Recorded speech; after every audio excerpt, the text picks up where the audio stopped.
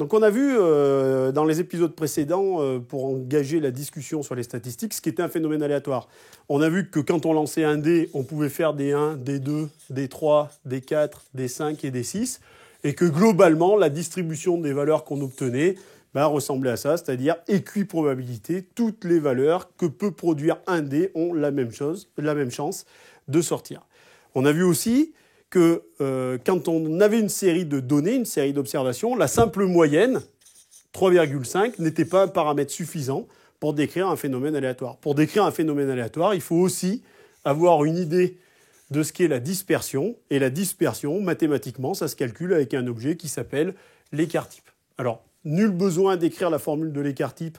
On n'est pas là pour faire un cours de maths, d'autant plus que sur Excel, la formule de l'écart-type, c'est écart-type. Voilà. Il suffit juste de comprendre quel est cet objet. C'est un objet qui permet de définir la dispersion des valeurs autour d'une valeur centrale. On appelle ça un paramètre de dispersion. Cet écart-type, il commence à avoir du sens à partir du moment où on a quelques observations. C'est-à-dire qu'on n'est pas obligé d'avoir une totalité d'observations pour savoir quel est le min et le max d'une distribution. Avec l'écart-type, il est possible de deviner des valeurs qu'on n'a pas observées, et c'est tout là l'intérêt de la science statistique. Qu'est-ce qu'on a vu d'autre ?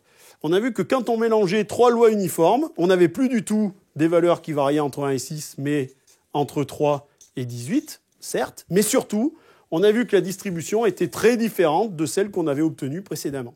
Cette distribution, on la connaît bien, c'est la distribution de la loi normale. Et on peut voir ici, dans cette petite manip, qu'en mélangeant plein de facteurs différents, on obtient cette loi normale. C'est le théorème de la centrale limite qui nous permet de dire qu'un phénomène, quand il est composé de plusieurs facteurs aléatoires et indépendants, se distribue suivant une loi normale.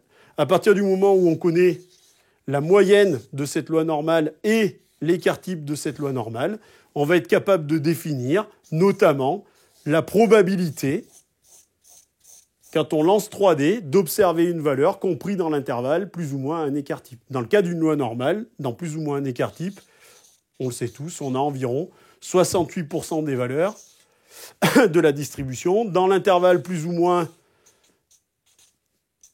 2 écart-types, on a 95%, et à plus ou moins 3 écart-types, on a l'habitude de dire environ 100%, mais en réalité, c'est un peu moins.